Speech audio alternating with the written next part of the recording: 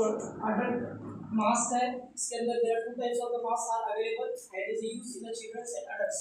We are using of different masks in the children and the adults. Okay, ये जो device है nebulizer machine, it is one type of device. It is used in the breathing problems. ये एक device है जो electrical device, इसे कब इस्तेमाल किया जा सकता है?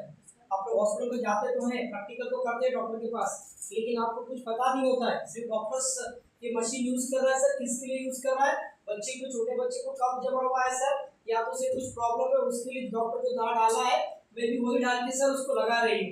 ऐसा नहीं है, इसे दिन में सिर्फ एक ही बार लगा सकते हैं, इसे आप वंस मोर टाइम उसे नहीं लगा सकते, जिसकी वजह से लंग्स में ये प्रॉब्लम्स भी क्रिएट कर सकता है, आपके लंग्स से वीक भी हो सकते हैं। कौन से कंडीशन में लगाना है हमें ये भी मालूम होना बहुत जरूरी है।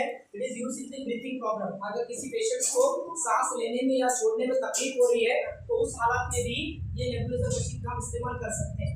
याद रखो कि कौन कौन से डिसीज में से इस्तेमाल कर सकते हैं। एक है अस्थमा। अस्थमा का मतलब क्या होता है? किसी को दम आता है, ब्रीथिंग प्रॉब्लम्स होता है, थोड़ा बहुत चलते हैं तो उनको दम आता है, इसे कन्नड़ में तेल बोला जाता है। ये प्रॉब्लम्स क्रिएट हो सकते हैं। या फिर सम टाइम निमोनिया। निमोनिया एक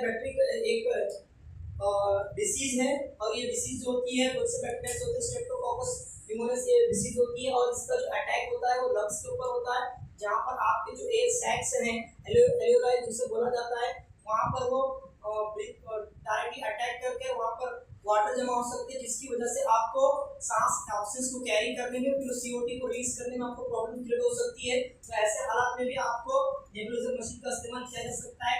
और किसी इंसान को एलर्जिक प्रॉब्लम्स भी होता है, लाइक दैट एलर्जिक प्रॉब्लम मतलब किसी को वाटर से प्रॉब्लम होता है, किसी को डस्ट से प्रॉब्लम होता है, किसी को मीट से प्रॉब्लम होता है। तो ऐसी चीज जिस इंसान को उससे प्रॉब्लम होकर या फिर उसके बाद कंटिन्यूअसली उसे, लेकिन लास्ट एक मोस्टली आता है टीबी सर, ट्यूबरकुलोसिस।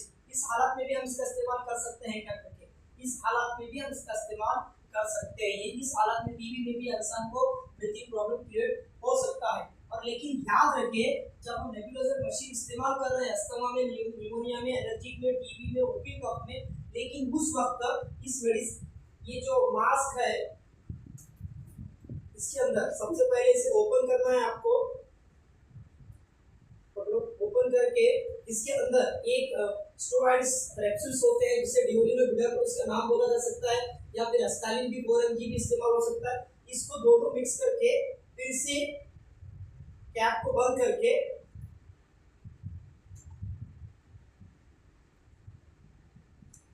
इसे मास्क को लगाना है। फिर उसके बाद ये मशीन को चालू करना है।